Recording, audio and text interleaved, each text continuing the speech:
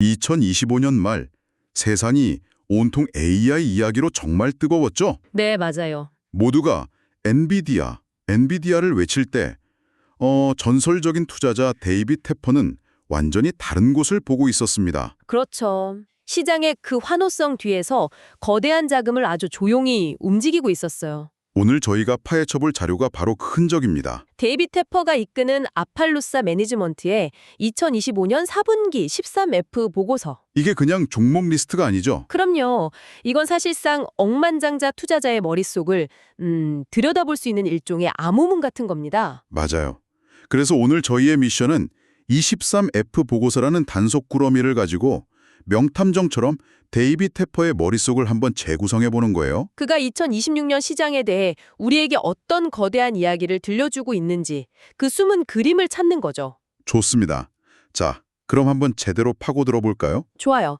근데 본격적으로 분석하기 전에 이 데이빗 테퍼라는 인물이 어떤 사람인지부터 확실히 알아야 해요. 그게 중요하죠. 네. 그를 그냥 싸게 사서 비싸게 파는 그런 일반적인 가치 투자자로 생각하면 이 큰 그림을 놓치기 쉽거든요. 하긴 대부분의 투자자들은 위기가 오면 일단 몸을 사리는데 테퍼는 오히려 그 한가운데로 뛰어드는 걸로 유명하잖아요. 바로 그겁니다.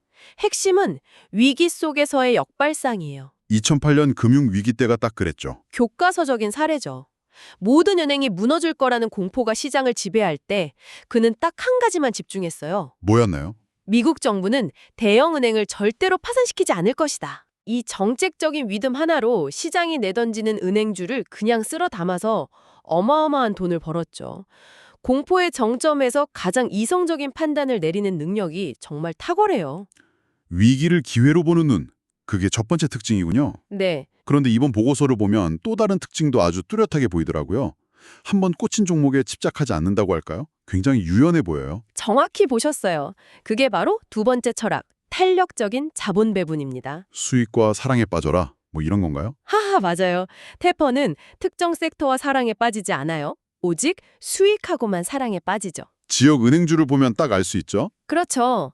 3분기에 지역은행주가 유망해 보이니까 대거 매수했다가 4분기에 주가가 반등하니까 이제 먹을 게 없다고 판단하고 미련 없이 전량 매도해버렸어요. 그리고 그 돈을 곧바로 다른 곳으로 옮겼죠? 네, 바로 반도체와 한국 시장이라는 새로운 기회로요. 마치 최고의 재료만 찾아다니는 셰프 같달까요? 그러면서도 포트폴리오는 굉장히 단순하게 가져가더라고요. 이번에도 38개 종목뿐이고 상위 10개가 전체의 거의 70% 가까이 차지하던데요. 그게 마지막 세 번째 철학, 고도의 집중 투자예요. 이것저것 다 사는 게 아니라 자신이 완벽하게 분석하고 확신을 가진 소수의 종목에 크게 베팅하는 스타일이죠. 그의 포트폴리오가 내가 시장에서 가장 자신 있는 아이디어 10가지를 보여주는 성적표 같은 거네요. 바로 그겁니다. 좋습니다. 위기를 기회로 유연한 자본 배분 그리고 확신에 찬 집중 투자. 이 세 가지 렌즈를 가지고 그의 포트폴리오를 들여다보면 되겠네요. 네. 그럼 가장 극적인 변화, AI 전략의 대전환부터 시작해보죠. 솔직히 이건 좀 충격이었어요. 그렇죠. 2025년의 영웅이었던 엔비디아 비중을 10% 넘게 줄이고 AMD는 거의 66%나 덜어냈더라고요. 네, 엄청나게 줄였죠. 지금 엔비디아 주식 들고 계신 분들 많을 텐데 테퍼가 이렇게 방향을 틀었다는 게 어떤 신호인지 좀 혼란스러울 것 같아요. 바로 그 지점이 이번 보고서의 핵심 단서예요. 테퍼는 AI 혁명이 끝났다고 보는 게 절대 아닙니다. 끝난 게 아니라 네, 오히려 혁명의 무게 중심이 이동하고 있다고 보는 거죠. 이걸 스택을 내려간다, down the stack이라고 표현할 수 있는데, 골드러시랑 비슷해요. 골드러시요. 네, 처음엔 모두가 금을 캐는 광부, 즉 AI 칩을 설계하는 엔비디아의 열광이 있지만 테퍼는 이제 진짜 돈은 그 광부들에게 곡괭이와 청바지를 파는 회사, 즉 메모리, 제조 장비, 파운드리에서 나올 거라고 보는 겁니다. 그 유명한 곡괭이와 삽 전략이군요. AI 칩이라는 금을 캐려면 반드시 필요한 도구들을 선점하겠다. 그렇죠. 그래서 마이크로냅류를 그렇게 많이 산 거군요. 보유량을 무려 200%나 늘려서 단숨에 포트폴리오 4위로 만들었죠. 맞아요. 마이크론에 100만 주를 추가 베팅한 건 아주 상징적인 움직임이에요. 왜냐하면 AI GPU 성능이 아무리 괴물처럼 발전해도 데이터를 실어나려 고속도로, 즉 고대역폭 메모리, HBM이 없으면 그냥 고철덩어리거든요. 그렇죠. 성능을 발휘할 수가 없으니까. 네, 이제는 칩 설계의 독창성보다 안정적인 메모리 공급 능력이 AI 산업의 성장을 좌우하는 새로운 병목 지점이 됐다는 통찰인 거죠. 그렇군요. 근데 한편으로는 이런 생각도 들어요. 마이크론 주가도 작년에 꽤 많이 올랐는데 저평가라고 말하기엔 너무 늦은 파티에 합류한 건 아닐까요? 주가는 올랐죠. 하지만 테퍼가 보는 건 주가 자체가 아니라 성장률 대비 주가예요. 아, 성장률. 네, 월스트리트는 마이크론의 주당 순이익 EPS가 2026년까지 연간 340%씩 성장할 거라고 봐요. 연간 340%요? 네, 폭발적으로 늘어날 거란 예측이죠. 이런 엄청난 성장에 비하면 현재 주가는 여전히 싸다는 계산이 나온 거예요. 아, 엔비디아의 성장은 이미 주가에 너무 많이 반영됐지만 마이크론의 성장은 아직 시장이 온전히 가격에 담아내지 못했다. 정확합니다. 단순히 마이크론 하나만 산 게 아니라 TSMC와 램 리서치 비중도 늘린 걸 보면 이 곡괭이와 삽 전략에 대한 확신이 아주 강한 것 같아요. 그렇죠. 하나의 아이디어를 여러 각도에서 공략하는 거죠.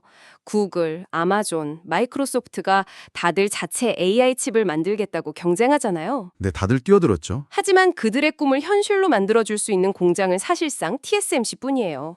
특히 3나노, 5나노 같은 최첨단 공정은 수요는 폭발하는데 공급은 턱없이 부족해서 TSMC의 갑으로서의 지위는 더 강해질 수밖에 없고요. 램 리서치도 마찬가지 맥락이겠네요. 네, 반도체 회로가 머리카락보다 얇아질수록 그걸 깎아내는 식각향비의 정밀도가 중요해지는데 그 분야의 절대 강자가 바로 램 리서치거든요. 정리하자면 테퍼는 엔비디아나 AMD가 나빠서 판 게 아니군요. 절대 아니죠.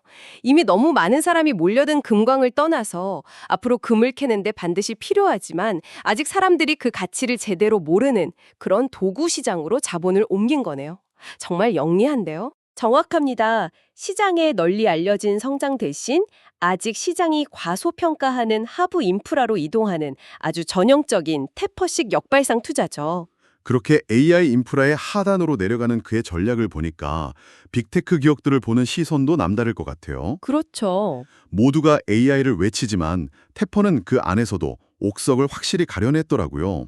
알파벳이랑 메타는 비중을 크게 늘렸는데 아마존은 오히려 줄였어요. 네, 그 차이가 아주 명확하죠.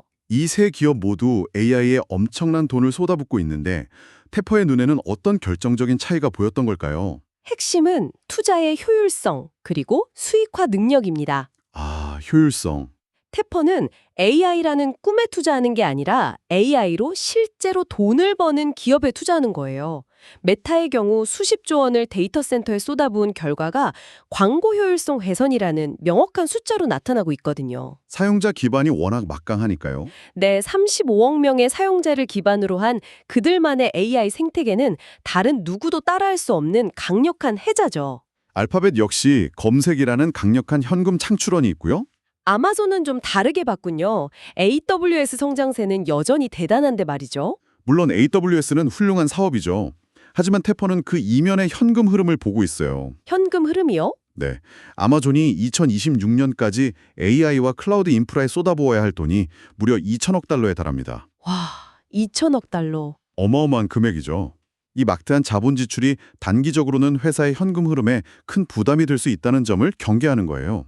아, AI의 미래를 믿지만 100원을 투자해서 얼마를 벌어올 수 있느냐, 그 효율성을 냉정하게 따져보는 거군요. 바로 그겁니다. 이런 관점을 중국으로 가져가 보면 더 흥미로워져요. 알리바바. 비중을 20% 줄이긴 했지만 여전히 포트폴리오 1위예요. 굳건히 지키고 있죠. 솔직히 요즘 월가에서 중국은 거의 금기어처럼 여겨지잖아요. 모두가 탈출하는데 왜 그는 이 고통스러운 주식을 붙들고 있는 걸까요? 여기가 바로 테퍼의 역발상 투자가 가장 큰 시험대에 오른 지점이에요. 시험대. 네. 비중을 일부 줄인 건 중국의 더딘 소비 회복이나 지정학적 리스크 같은 현실적인 위험을 관리하는 차원이겠죠. 하지만 그럼에도 불구하고 엄청난 금액을 유지하고 있단 말이죠. 7억 5,300만 달러라는 거대한 포지션을 유지하는 이유, 그건 단 하나예요. 현재 주가가 기업의 본질적인 가치에 비해 말도 안 되게 싸다는 강한 확신. 가장 미움받는 자산에서 최고의 수익이 나온다는 자신의 투자 원칙을 여기서 증명하려는 거군요. 맞아요. 정치적 소음이나 비관적인 시장 분위기를 싹 걷어내고 보면 알리바바의 클라우드와 AI 사업은 중국 내에서 여전히 대체 불가능한 수준이거든요.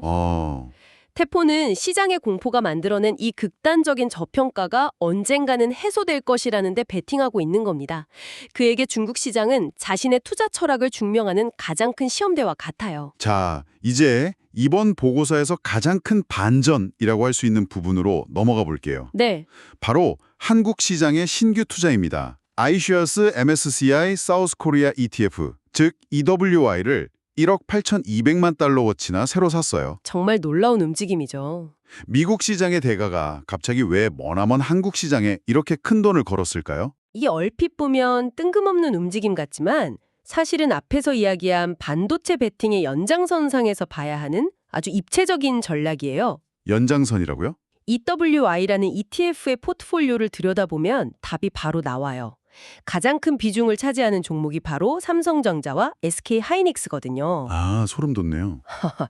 그러니까 미국 상장사인 마이크론에 직접 투자하는 동시에 전 세계 메모리 공급의 핵심 기지인 한국의 대표 기업들까지 한 번에 담은 거군요. 정확해요. 메모리 반도체 턴어라운드라는 하나의 아이디어에 국경을 넘어서 가장 효율적으로 베팅한 거죠. 심지어 한국 증시는 미국 증시에 비해 밸류에이션도 훨씬 낮고요. 그렇죠.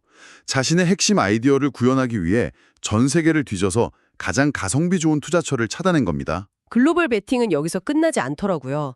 또 하나 흥미로운 투자가 아메리칸 항공이었어요. AAA 말이죠. 네, 4분기에 주가가 지지부진했는데 테퍼는 오히려 490만 주를 추가 매수해서 비중을 3% 이상으로 늘렸어요.